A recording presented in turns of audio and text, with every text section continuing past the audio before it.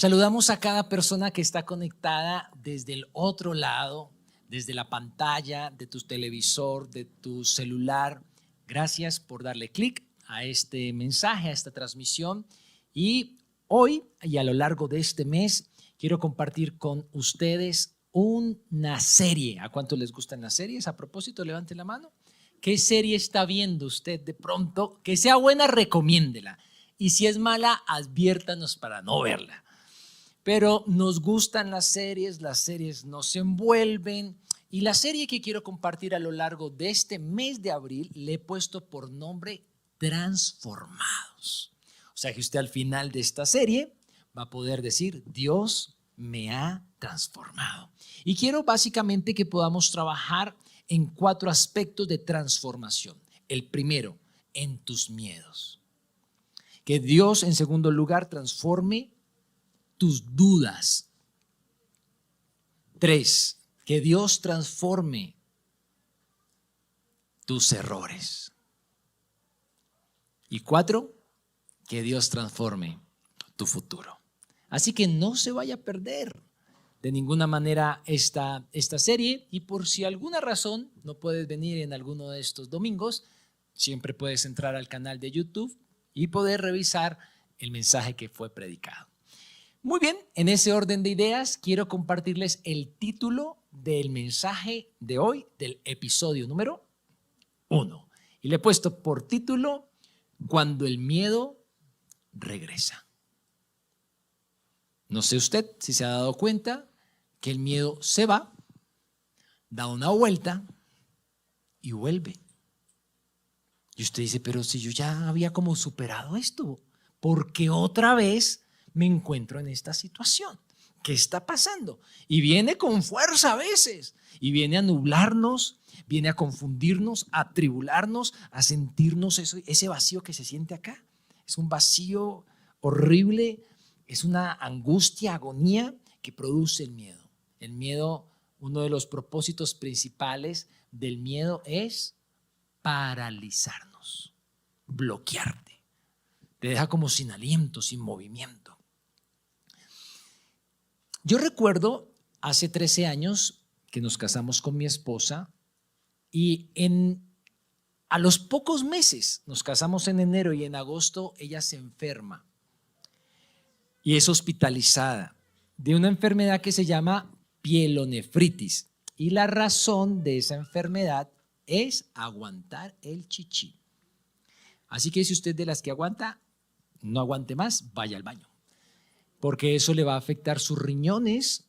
Y bueno, mi esposa vivió esa situación, era un tiempo difícil, unas fiebres tremendas, y yo tuve miedo de que ella muriera, yo me quedara viudo.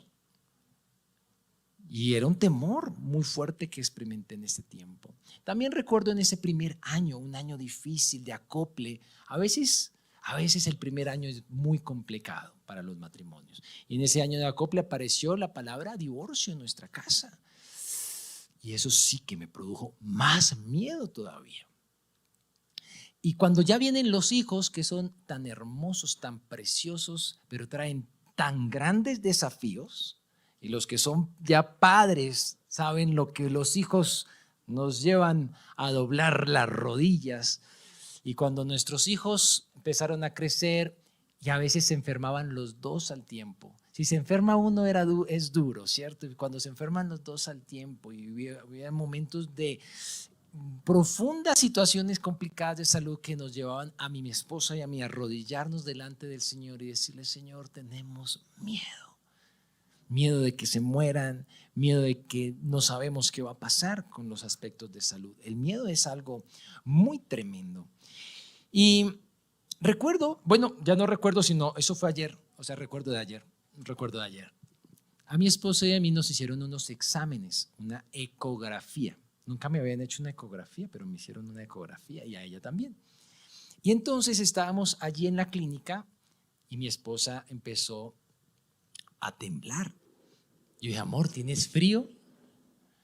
Y no era frío, era miedo. Entonces yo me acerqué a la enfermera y le dije, ¿será que usted me puede dejar entrar con ella? porque a ella le da mucho miedo estos momentos del examen. Y ella me dijo, pues no se puede. Yo le dije, por favor, le hice la carita de gatico así. Bueno, el caso fue que me dejaron entrar. Entramos con miedo. La revisó el doctor, eso fue rapidito, chin. Me dijo, está bien, tranquila. Descansa uno, ¿cierto? Pero después seguía mi turno. Entonces ya después yo entré en el proceso, me hicieron mi ecografía y conmigo si no fue chin, sino dele, revise. Yo, ¿qué tanto revisa este doctor? Y entonces, ya en esos momentos en la camilla y al ser prolongado el examen, mi mente empezó a pensar, ¿qué tal tenga algo yo aquí? Y me empezó a dar miedo, ahí en esos momentos. Y vienen esos momentos de miedo. Yo no sé tú, ¿qué estés enfrentando hoy? Pues termino la historia, ¿no? Finalmente el doctor terminó, me dijo, está bien, tranquilo. Y te pregunto, ¿qué miedo tienes tú hoy? ¿Y con qué miedo estás batallando? Puede haber un miedo de hoy, de este momento, que tú vengas con algún miedo, pero también hay miedos que siempre con los que uno constantemente lucha. Y vuelven, y vienen. El miedo a equivocarte o a volverte a equivocar. Hay miedos económicos, de recursos, que tú dices, ¿y cómo voy a hacer este mes? Si no pude el pasado, ¿cómo voy a hacer este? Ya se me acumulan. Y vienen esos miedos. Vienen miedos también, probablemente, los que están casados al divorcio o a una nueva temporada en el matrimonio. ¿Cómo la vamos a enfrentar? O probablemente usted está también enfrentando o lucha con miedos con la enfermedad. ¿Será que va a volver con el examen, con el diagnóstico, con el procedimiento? ¿Cuáles son tus miedos? ¿Y con qué miedos tú estás batallando? Y yo me propongo en esta mañana poder responder una pregunta. ¿Cómo transformar tus miedos? Porque yo quisiera decirte una fórmula para decirte nunca más vas a volver a tener miedo. Pero la Biblia por lo menos aparece 365 veces la palabra no tengas miedo, no temas. ¿Qué me quiere decir eso? Yo que entiendo ahí, todos los días voy a tener miedo, pero todos los días voy a tener a Dios del cielo diciéndome yo estoy contigo para transformar tus miedos. Y aunque en vez de parar ante el miedo, porque el miedo te quiere paralizar, corre a Jesús, quien puede transformar tus miedos de una manera extraordinaria. Y Juan, el evangelista, en el capítulo 20, nos va a dejar 3 claves para ti, 3 claves para que transformes cualquier miedo. No importa el miedo que tú tengas, o cuando vuelva el miedo, o cuando venga la situación, 3 claves para que transformes todo miedo que venga a tu vida o a tu casa. Así que acompáñame y leamos este relato. Recuerde que el Evangelio de Juan fue el que más tarde se escribió de todos los 4 evangelios.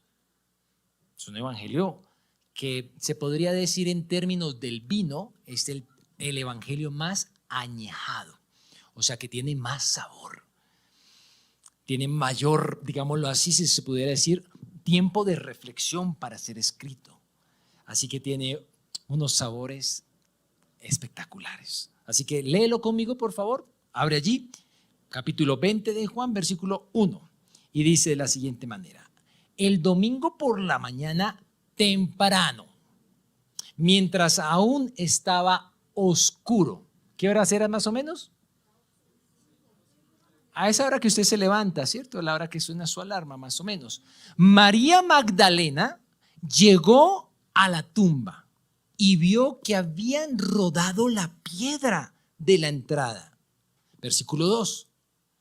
Corrió y se encontró con Simón Pedro y con el otro discípulo a quien Jesús amaba.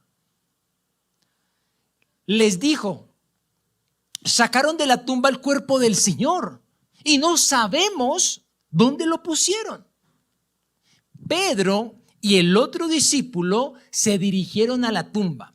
Ambos iban corriendo, pero el otro discípulo corrió más a prisa que Pedro y llegó primero a la tumba.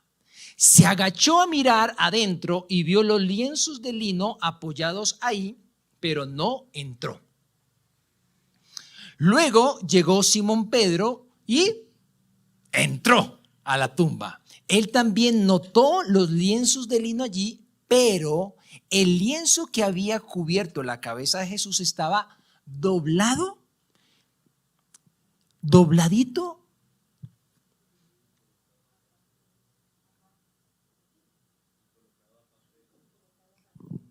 Ajá, así como usted leyó, tal cual. Estaba doblado y colocado aparte de las otras tiras. Entonces el discípulo que había llegado primero a la tumba también entró y vio y creyó. Porque hasta ese momento aún no había entendido las escrituras que decían que Jesús tenía que resucitar de los muertos. Fíjese el versículo 10. Después cada uno, calabaza, calabaza, cada uno para su casa. Ahí usted puede verlo en el versículo 10. 11. Otras versiones van a encontrar en el inicio del versículo 11 la palabra pero. De pronto en la que tú tienes abierto aparezca, en esta no aparece, pero en las más literales va a aparecer pero, porque Juan quiere hacer un contraste. Mire cómo ellos reaccionaron, pero María, la heroína de la historia, se encontraba llorando fuera de la tumba y mientras lloraba se agachó y miró adentro.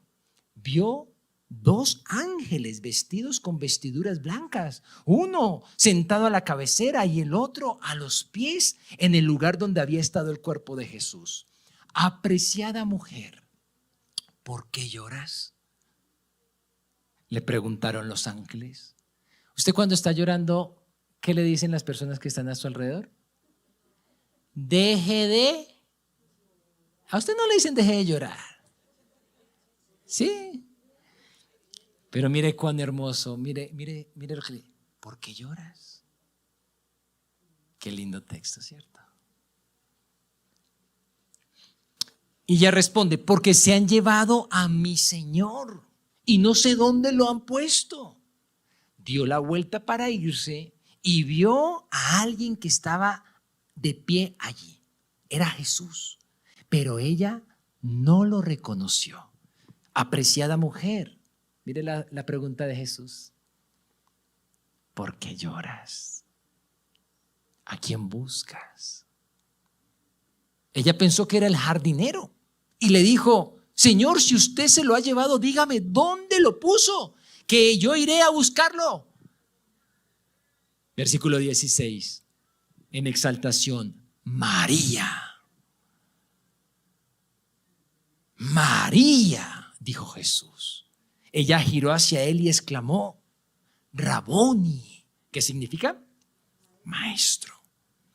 No te aferres a mí, le dijo Jesús, porque todavía no he subido al Padre, pero ve a buscar a mis hermanos y diles, voy a subir a mi Padre, y escuche esta parte tan hermosa, y al Padre de ustedes, a mi Dios y al Dios de ustedes. Yo pensé que alguno de ustedes iba a decir amén.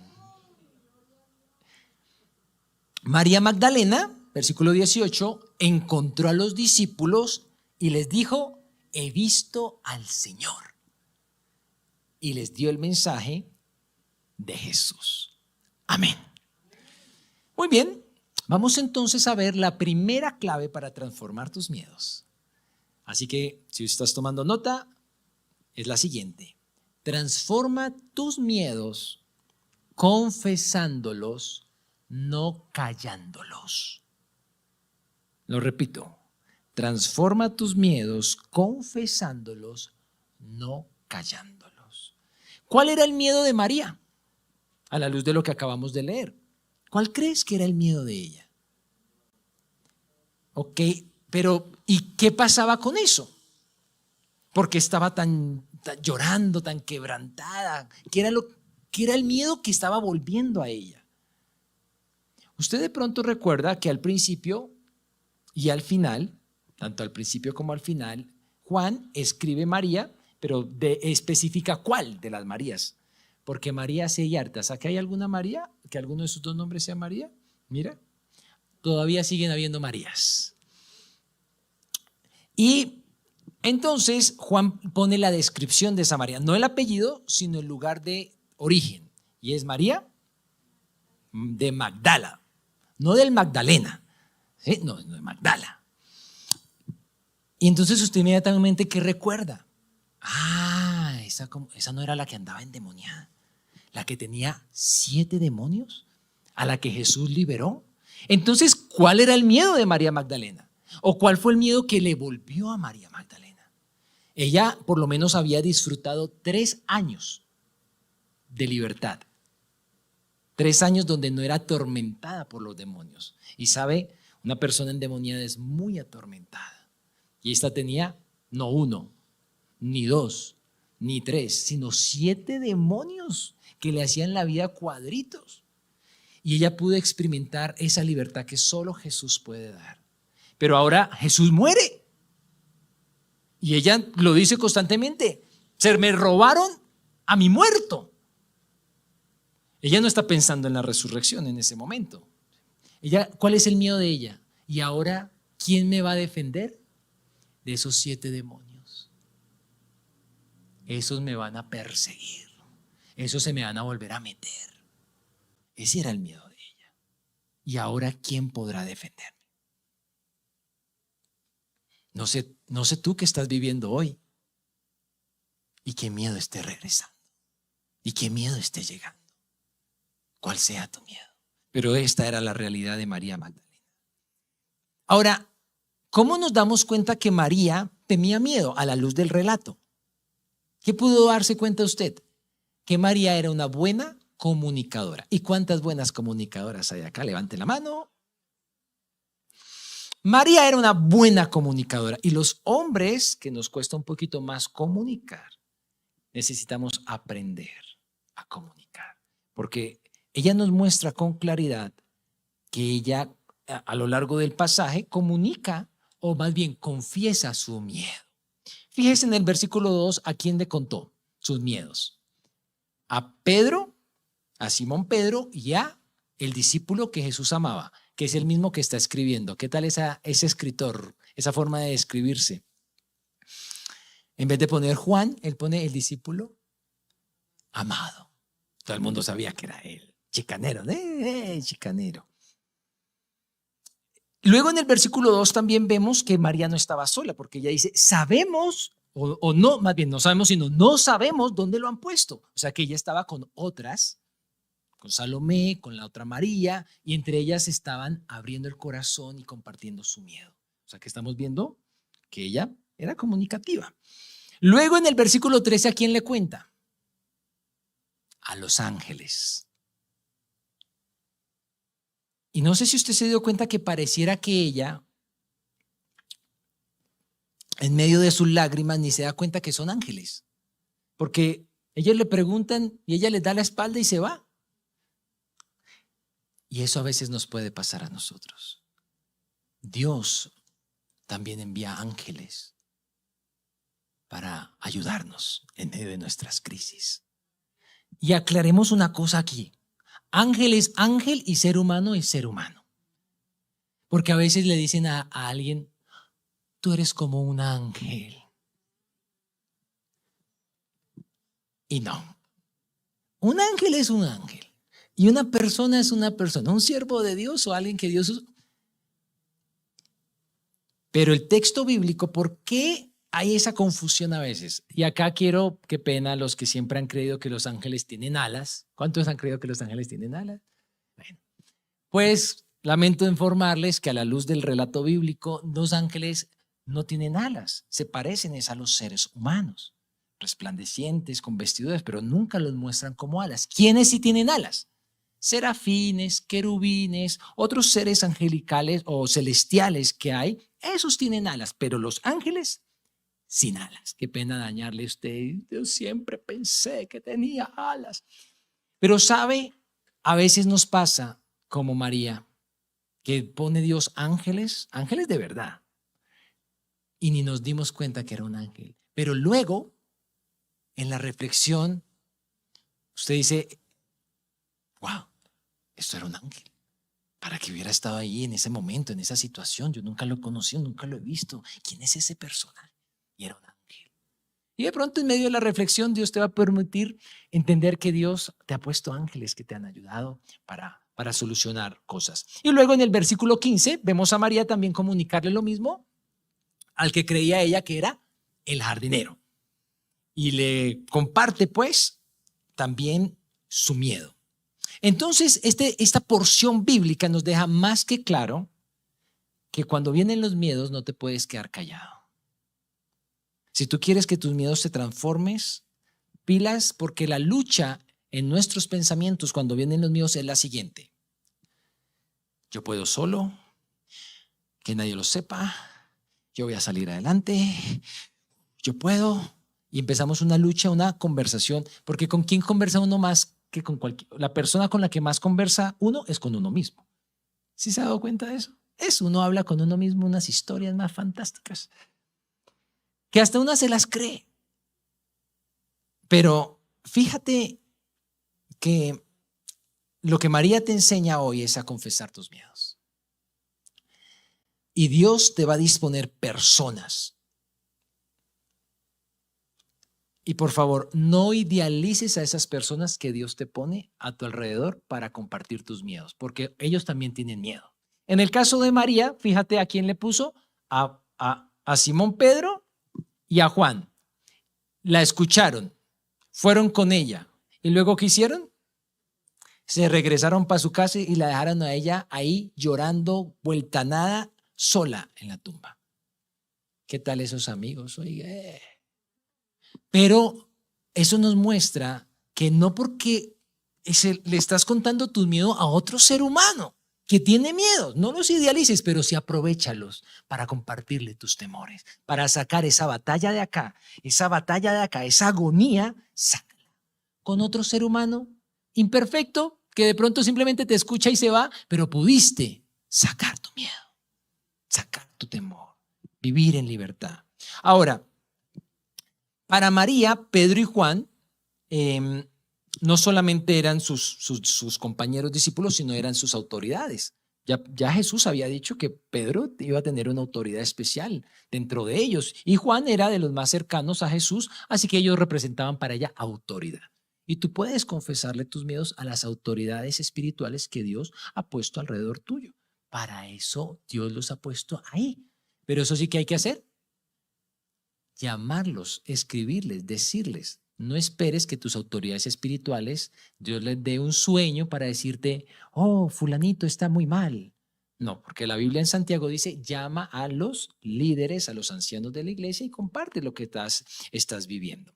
Pero lo que nos muestra el texto sobre todas las personas a las cuales le podemos compartir nuestros miedos es al Señor Jesús. Y postrarnos de rodillas y decirle, Señor, tengo miedo, tengo angustia. Es el mejor lugar para compartir. Pero escúchame, estoy diciendo, es el mejor lugar, mas no es el único al que podemos compartirle nuestros temores. Eso sí, compártele principalmente a Él, pero también Él pone personas para ayudarte y escucharte y animarte y fortalecerte y darte un consejo y preguntarte cómo van esas cosas que me contaste y respaldarte en oración. Me fascina en el texto que, como dijimos hace un momento, nunca leímos en el texto que dijera no llores. Eso es fascinante. Tampoco leímos nunca en el texto pare de llorar. Así que acá una invitación a todos los hombres. Nunca le vuelva a decir a su esposa, a su mujer, a sus hijas, pare de llorar. Todo lo contrario, ¿por qué lloras? Porque es las palabras que leímos, ¿por qué lloras? Y cuando te preguntan, tú estás llorando y te preguntan, ¿por qué lloras? ¿Tú qué haces? Más llorar, más. Como que es como darle cuerda, ¿cierto? A la pregunta. ¿Qué es lo que está buscando el Señor con nosotros? Sacar todo ese dolor, esos temores. Y por eso te pregunta y como te da como, hágale, saque todo eso, sáquelo. Así que confiesa tus miedos, no los calles. Y esta primera clave, quiero cerrarla con una frase para que guardes en tu corazón o si la quieres escribir. Un miedo confesado es un miedo transformado. Un miedo callado es un miedo prolongado. Muy bien. Nos vamos con la segunda clave que este texto nos da para transformar los miedos. Así que si estás tomando nota, es la siguiente. Transforma tus miedos, en segundo lugar, reemplazándolos, no solamente analizándolos. Fíjate en el caso de Pedro y de Juan. Ellos van a la tumba, ven que todo está organizado, se dan cuenta que, porque ¿cuál era lo que estaba pensando María? Se robaron el cuerpo del Señor. Entonces ellos van y se dan cuenta, no, esto no fue un robo. Porque ¿a cuántos se le han metido los ladrones a la casa? No, a poquitos. A nosotros se nos metieron 8 ladrones a la casa en el 2010. ¿Y sabe cómo quedó esa casa? Patas arriba. Porque un ladrón deja un desorden. Y en el caso del cuerpo, el escritor deja esos detalles de que quedó todo dobladito, organizadito. O sea, un ladrón no va a hacer eso. Entonces, por eso esos detalles para decir no fue robado. Y entonces, si no fue robado, ¿qué pasó? Es lo que el escritor está dejando ahí. El versículo 8 dice, entonces los discípulos que habían llegado, el discípulo que había llegado primero a la tumba, también entró, vio y creyó. Porque hasta ese momento aún no había entendido las escrituras que decían que Jesús tenía que resucitar de los muertos. Después, cada uno se fue para la casa. Fíjate en esta porción del pasaje. Ambos discípulos corrieron. ¿Quién corrió más rápido? Juan. ¿Y por qué corrió más rápido? Probablemente porque Juan era más joven. Tenía más garbo, diría mi abuela. Tenía más pique. ¿Sí? Ya Juan, Pedro le llevaba algunos añitos, entonces por eso llegó allá primero. Yo recuerdo, una vez hicimos una carrera con las hermanas de David, una carrera en natación. Yo les llevo más de 10 años. ¿Quién cree que ganó? Pues no, llegamos en empate para que vea. Pero cuando salí de la piscina me dio la pálida. Porque esos 10 años de diferencia se notan. Y Juan era más joven y llegó primero. Entonces fíjese que ambos corrieron. Ambos se inclinaron. Ambos entraron. Ambos vieron. Pero Juan acá es vulnerable y se vulnera con su audiencia, con sus lectores. Y dice, yo la verdad no había creído que Jesús tenía que resucitar. No había entendido las escrituras. Él ahí se confiesa. En cambio, María se queda allí en la tumba. Mientras ellos regresan a la casa, María se queda en la tumba. Ellos analizaron, corrieron. O sea, ellos llegaron a la casa diciendo, oiga, no, de verdad no se robaron el cuerpo. Y Juan dijo, bueno, si no se lo robaron, debe haber resucitado. Creyó. Pero se regresaron a la casa. En cambio, María dijo, yo a mi casa no vuelvo con este miedo. Yo necesito que Dios transforme este miedo. Ella salió de su casa. Se nota que no pudo dormir. ¿A cuántas les ha pasado que no pueden dormir toda la noche ese tormento nocturno? Es horrible no poder dormir. Usted da vueltas para un lado, vueltas para otro. Y María tempranito llegó allá, no podía dormir, tenía mucho miedo. Y dijo, yo no me devuelvo a la casa con esto. En cambio ellos analizaron todo así, pero ¿cómo se regresaron? Con miedo a la casa. Se volvieron a esconder. Y hoy que no te vaya a pasar eso a ti. No te regreses a tu casa con tu miedo. Tu miedo tiene que ser transformado, no solamente analizado. Tú regresas a tu casa libre, transformado. Miremos qué hizo María. ¿Qué hizo María? María se quedó allá. Ellos se fueron y ella se quedó. Dice el versículo 14 que dio la vuelta para irse, pero vio a alguien que estaba de pie allí. Jesús. Pero ella no lo reconoció. Usted sabe cómo le quedan sus ojos después de esa llorada, ¿cierto? Ni ve. Y Jesús le pregunta, ¿por qué lloras? ¿A quién buscas? Y ella pensó que era el jardinero. Señor, ¿usted dónde se ha llevado el cuerpo? Dígame que yo voy y lo recojo y me lo echo al hombro. Así era María. Pero el Señor le dice por nombre propio, María. Y ella se giró y exclamó y dijo, Raboni. Este pasaje, esta porcioncita es muy parecida a cuando Jacob luchó con el ángel del Señor allá en el desierto para ser transformado, porque tenía tanto miedo de enfrentar a su hermano que le dijo Jacob, los que de pronto no han leído la historia, no te suelto hasta que me transformes. Y él era aferrado al ángel, no te suelto hasta que me transformes. Y que tú hoy le puedas decir lo mismo al Señor, yo no te suelto, yo no me regreso a casa hasta que me transformes. Yo no voy a regresarme con ese miedo hasta que tú me transformes, hasta que tú hagas la obra que tú has propuesto hacer en mi vida. Ella salió, fue corriendo a buscar al Señor Jesús. ¿Y qué le regaló el Señor Jesús ante esa disposición, ante ese agarre de ella? Uno, tuvo un encuentro con esos dos ángeles, algo sobrenatural que Dios le regaló. Dos, ella pensó que era el jardinero, pero pues no era el jardinero del huerto, pero pudo allí también tener esa experiencia. Pero lo más hermoso es que Dios le regala, el Señor Jesús le regala llamarla por su nombre, porque Dios te habla por tu nombre propio. Y qué hermoso, porque las ovejas reconocen a su pastor no por vista, sino por el oído, y que tú puedas reconocer siempre la voz de Dios para tu vida.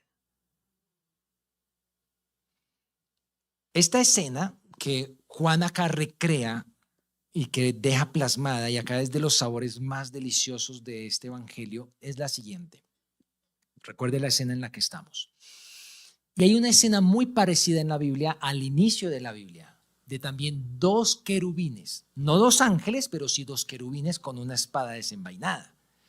Y también en un jardín, a la entrada de un jardín, evitando que regresaran al Edén, Adán y Eva. ¿Sí? ¿Recuerda esa historia? Y aquí Juan, ahora después de Cristo resucitado, está haciendo un símil, poniendo no dos querubines, sino dos ángeles, a Jesús diciéndote por nombre propio, puedes volver, puedes entrar. Lo que los querubines de allá le decían, no pueden entrar. Ahora aquí le están diciendo, después de resucitar, pueden volver al Edén, pueden volver a la casa del Padre, pueden volver a la intimidad con Dios, la misma intimidad que tuvo Adán y Eva en el Edén, esa comunión, esa paz, el caminar dentro del jardín, caminar con Él. Y si tú quieres volverte a Dios, y si tú has venido porque quieres volverte a Dios con todo el corazón, volver al Edén de Dios, haz tres cosas. Préstame mucha atención acá, haz tres cosas. La primera, admite tus miedos. Admite que tienes miedo incluso de volver a Dios. Te da miedo. Admite tus faltas, tus pecados. Número dos, cree que Jesús en la cruz lo hizo todo por ti. Abrió, como cantamos, un nuevo camino. La tumba está vacía y hay un nuevo acceso al Edén de Dios a través de la justicia de Jesús, no de la tuya, sino de la de Él. Y número tres, confiésalo con tu boca. Tienes que decírselo con tus propias palabras, que te muestre tus pecados y que te muestre la bondad que Él ha hecho en la cruz para ti. Y de esa manera tú vas a poder volver al Edén de Dios y disfrutar la presencia de Dios sin ningún temor, porque lo que te cubre ahora es la sangre de Cristo que pagó tu deuda y mi deuda para poder volver a Dios. Y como dice el escritor a la carta de los Hebreos, entren confiadamente a la presencia de Dios, donde van a encontrar gracia y misericordia. Así que el Edén de Dios ha vuelto a ser abierto para disfrutar y caminar con el Dios Altísimo cubierto por la sangre de Jesús. Las cosas viejas quedaron atrás. He aquí, todas son hechas nuevas. La última clave para transformar tus miedos que nos muestra este texto, vamos a verla ahora. Escríbela si la estás escribiendo. Mira, transforma tus miedos volviendo a tus tareas, no a tu encierro. Pedro y Juan volvieron a casa con miedo, en cambio María volvió al huerto del Edén de Dios, al jardín, donde se encontró con el jardinero que limpia las ramas para que produzcan más fruto. Y así como Adán y Eva en Edén tenían tantas tareas para servirle a Dios, una vez más ese jardinero te limpia a ti para que vuelvas a las tareas para las cuales Él te abrió la puerta y te abrió un nuevo camino para que regreses a Él.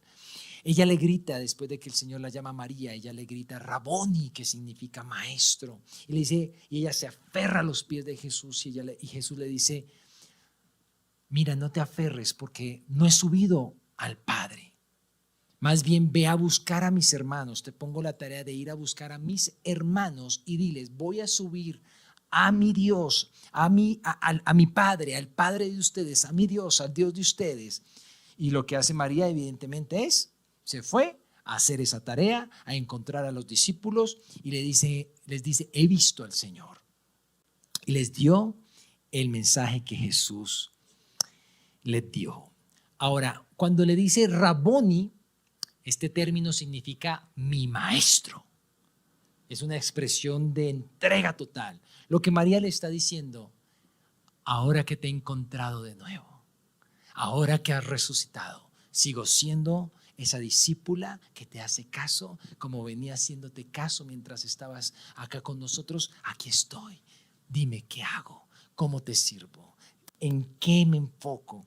Y vemos a esa aprendiz que se aferra al Señor y lo que el Señor le dice, ok, ha empezado una nueva era, ha empezado una nueva temporada. María, ya no te vas a relacionar conmigo como te relacionabas antes, que me veías en carne y hueso, porque ahora mi cuerpo ha sido glorificado. Voy a subir al Padre y voy a enviarte el Espíritu Santo a ti y a todo aquel que ha creído en mí para que tengan esa comunión. Todos al mismo tiempo puedan tener comunión conmigo y caminar conmigo a través del Espíritu Santo y puedan cumplir las tareas que yo tengo para ustedes.